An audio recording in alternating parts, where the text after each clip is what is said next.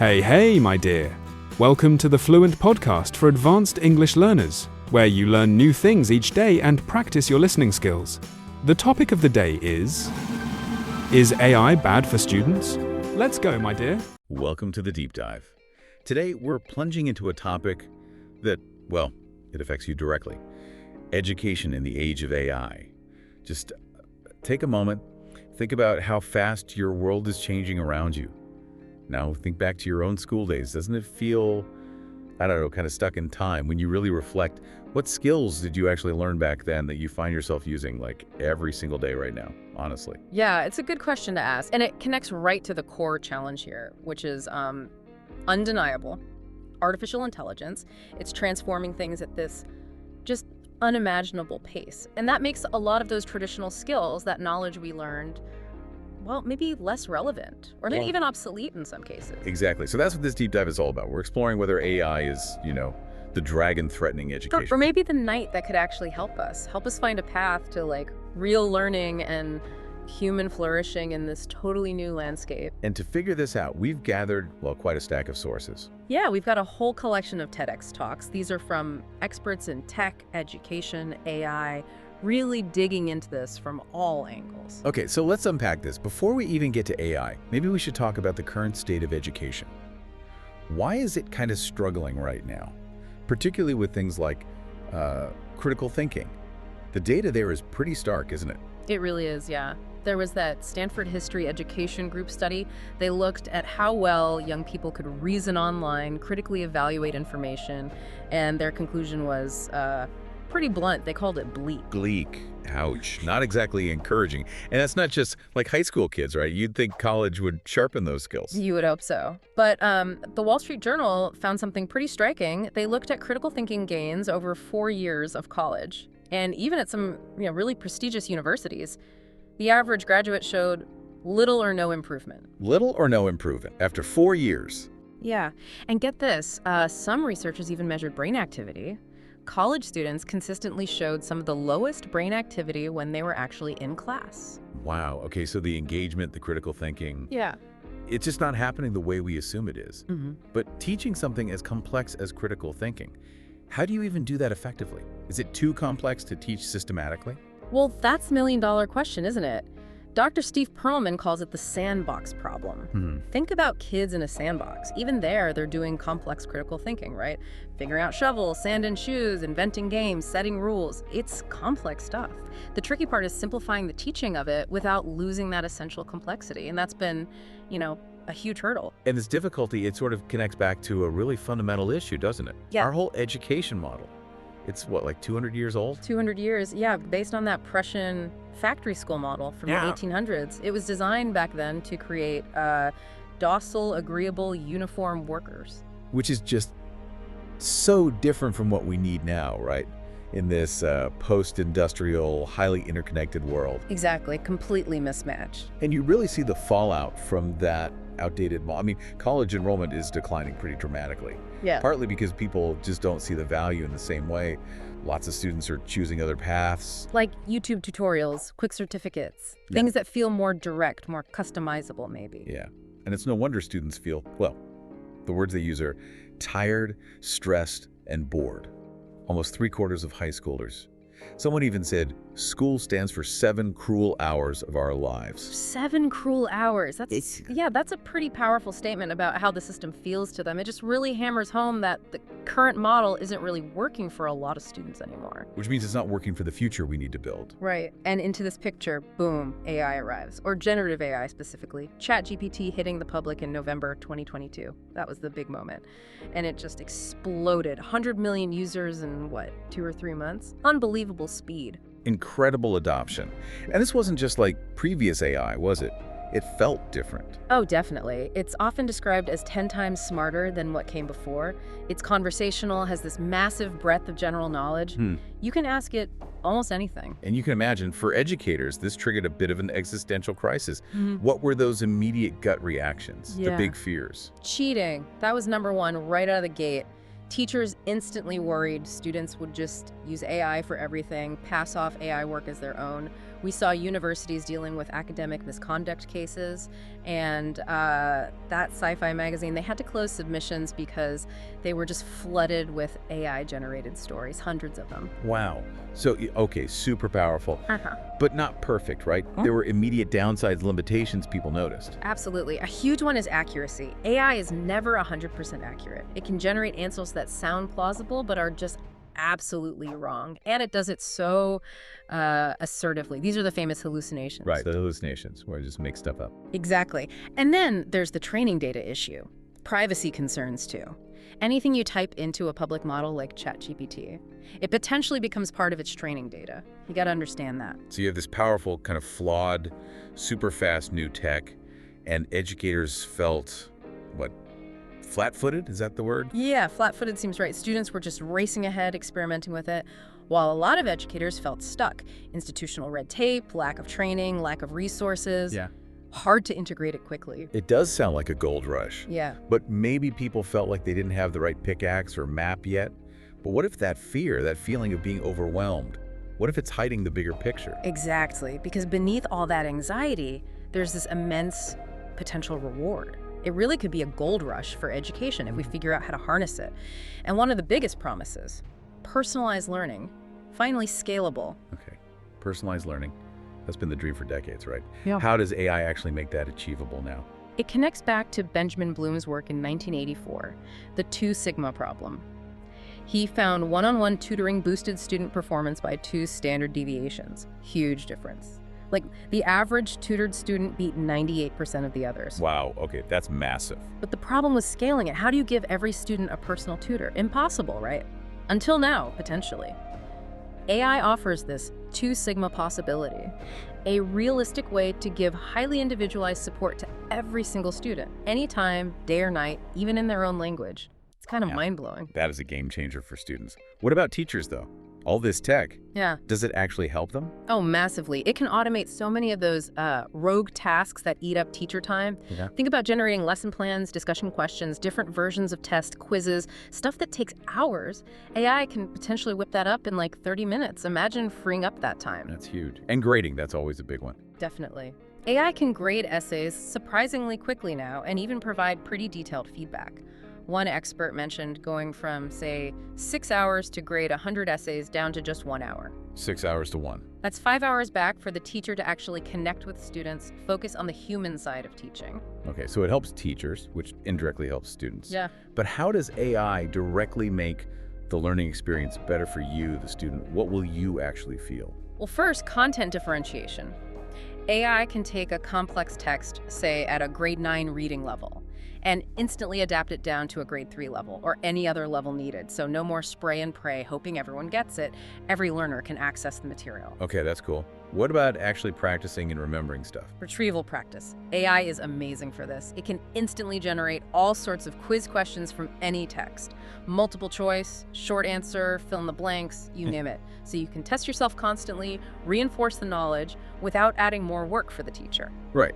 So if AI is handling some of that foundational stuff, maybe the more repetitive parts, Yeah. what does that unlock for you as a student in terms of confidence or skills? That's where it gets really interesting. It can help you bust through writer's block, for example, or give you endless chances to practice vocabulary, or act as an individualized tutor when you're stuck. By taking care of those lower level tasks, it frees up your mental energy and the teachers to focus on the higher level stuff, the critical thinking. And seeing yourself succeed with that support, that builds self-efficacy, that belief you can do it. That's a really powerful shift. And it goes beyond just the classroom subjects, right? Like figuring out what comes after school. Yeah, exactly. AI can function as a career idea generator. Yeah. You tell it your skills, critical thinking, problem solving, communication, and your interests. And it can suggest potential career paths, outline the education needed, the skills required. That helps bridge that gap for students who maybe drop out because they just don't see the connection between school and their future.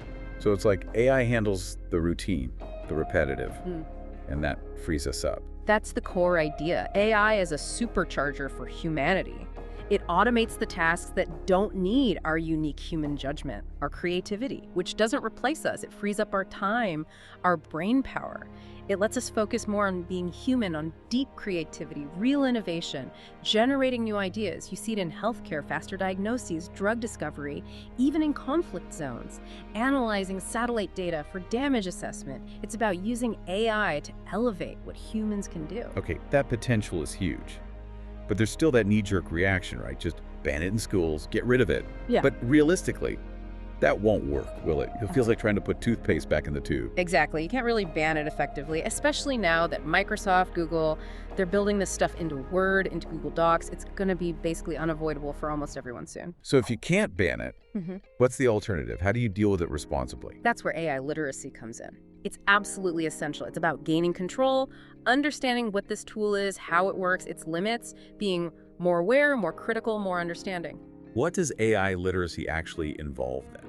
Well, understanding the basics, what AI is, that it's not actually new, it dates back to the 1950s, understanding the ethical issues like how biases from the creators or the training data can creep in, and crucially, learning how to use it responsibly, since most of us will be users of AI systems, not builders. That makes sense. It's not just about what AI produces, but how you interact with it. And does using it automatically mean you've actually learned something? That is the critical question. Eric Weinerow makes a great point here. He argues that the real learning is actually within the journey towards the goal, not just getting the answer quickly. He uses a Super Mario analogy. You get better as a player by actually playing the levels, right? Just picking up power-ups without improving your skill gives you an illusion of learning. That's a fantastic analogy. So using AI is, well, it's complicated. It depends on the context. Totally contextual, yeah. For an expert coder like OpenAI's Greg Brockman, having AI write some code is just a massive time saver. He's already done the learning journey. But for a beginner, a novice, relying on AI to write the code might mean that they are being deprived of a valuable learning opportunity. They skip the struggle, the understanding. And that's dangerous if the AI output itself isn't reliable. Exactly, because output can be inaccurate, biased, or incomplete. So you absolutely have to be taught how to critically analyze and interpret the data AI gives you. Otherwise, you risk increasingly relying on misleading and faulty AI output. It reminds me of that metaphor from David Saville. We would not call ourselves sculptors if we machine-manufactured statues. That's such a powerful way to put it. ChatGPT isn't really thinking or writing in the human sense. It gives the impression of it. And the big risk is that we slide into just passively consuming information from it, instead of doing the hard work of reflection, critical thinking, the stuff that actually builds understanding and agency. So, with all this AI capability, what can it replace? What are those deeply human parts of learning that still matter, maybe matter more than ever? Let's maybe start by tackling a common belief. Learning styles. Yeah. Auditory, visual, kinesthetic. Yes, the learning styles myth. It's incredibly persistent, but the research is pretty clear. These distinct styles, as commonly understood, they don't really exist in a way that impacts learning effectiveness. Catering to a stated preference doesn't actually improve learning outcomes. Really? So it doesn't matter if I think I'm a visual learner. Not in terms of how your brain actually stores information. The key thing is that most of what we learn is stored in terms of meaning. It's not tied to just one sense. In fact, using multiple senses, seeing, hearing, doing, makes learning richer and more memorable for everyone. It builds more connections. Okay, so if it's not learning styles, what is truly fundamental? I've often heard that teaching begins with relationship. That's absolutely central. The human connection. Ask any great teacher. It's about really seeing students, understanding their needs, inspiring them. Joe Rule talks about his 6 C's of teaching, and he says caring is the most important one. It makes you think of that Maya Angelou quote, right? People will forget what you said, but they're not going to forget how you made them feel. Yeah, AI can't replicate that feeling. You need them close. And that connection, that caring, Yeah. it seems to lead naturally into student-driven learning, right? Giving students more control. Yeah. Dr. Caitlin Tucker's story about her kids cooking comes to mind. The person doing the work is the person doing the learning. Exactly. When you, the student, are genuinely invested, have some ownership, Amazing things happen, like Shelley Wright students who raised over $22,000 for schools in Uganda. Their passion drove them way beyond expectations. Wow. It taps into what Dr. Timothy Stafford calls hutagogi, basically, the science of self-determined learning, how you learn best when you drive it. His point is, you're never more motivated to learn or retain more than what you've determined to learn yourself. It happens through autonomy, discovery, and finding things that resonate with who you are. And ultimately, the teacher's role in all this. Yeah. It's more than just delivering information, isn't it? Gregory Cherosian made that point. Yeah, he highlighted that teachers model so much humor, kindness, fairness, resilience. So what do you, the student, remember years later? Often it's not the specific facts, it's how they made me feel and how they inspired me. That human impact is irreplaceable.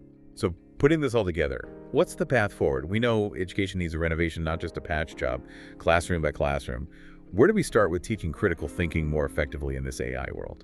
Well, Dr. Perlman suggests going back to basics, augmenting our brain's natural functions, focusing on those 4 primal acts.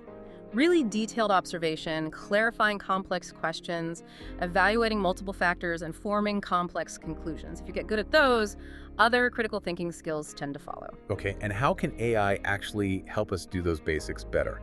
What are some simple, practical steps teachers can take, like right now? Paul Matthews offered 3 really concrete ideas. Use AI for text differentiation, making sure everyone can read the material. Use it for retrieval practice, generating quick quizzes so students can check their understanding constantly. And use it to provide faster, more detailed feedback on student work.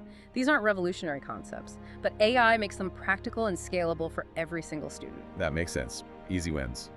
But it feels like it needs to go beyond just using AI for old tasks, right? It needs to actually change how we teach. Totally. It has to be about purposeful technology use. It needs to transform teaching and learning, not just, put worksheets on an iPad. Think about Joe Rule's 5 C's classroom: choice, collaboration, communication, critical thinking, creativity. That might mean students doing creative projects, maybe using self-paced tutorials AI helps generate, making learning more active and engaging for you. And for this transformation to happen widely, teachers need support. Yeah. This is a massive shift for them. Huge. Probably the biggest disruption education has ever seen. So teachers absolutely need training and time off to learn and adapt. And crucially, they need the permission to use their professional judgment, their training, knowledge, experience, wisdom to meet student needs. Moving away from just rigidly following a script, teaching with fidelity, towards teaching with integrity, trusting the professionals. And part of that integrity is preparing you, the student, for the future you're actually walking into. It's not if you'll use AI. It's how, exactly. So we have to teach students how to interact with AI safely and productively. That might even mean having students build their own simple AI projects so they really understand how it works, its quirks, its limitations. That's real AI literacy. And finally, looking bigger picture. This isn't something educators or tech companies can solve alone, is it? No way. We need cross-sector collaboration. Educators, policymakers, the tech developers, all working together. The goal should be creating reliable tools, maybe curated generative AI worlds that are fact-checked, accurate for educational use, and thinking about things like certification or peer review for AI tools used in schools. We need standards, and we need them now. Okay, so we're in this world where AI is getting incredibly good at answering questions, finding information, synthesizing it. What does that ultimately mean for us, for you, the human, navigating this? It pushes us towards deeper questions, doesn't it? David Sabel frames it perfectly. If AI handles the what and the how, our journey becomes about answering the questions AI can't answer for us. The big ones. Who are we? What is our meaning? And what is our purpose? That's the human work ahead. If you like this video, write in the comments, subscribe to the channel, give us a like, and share the video with your friends. Thanks for watching. Bye now. @PandaJUK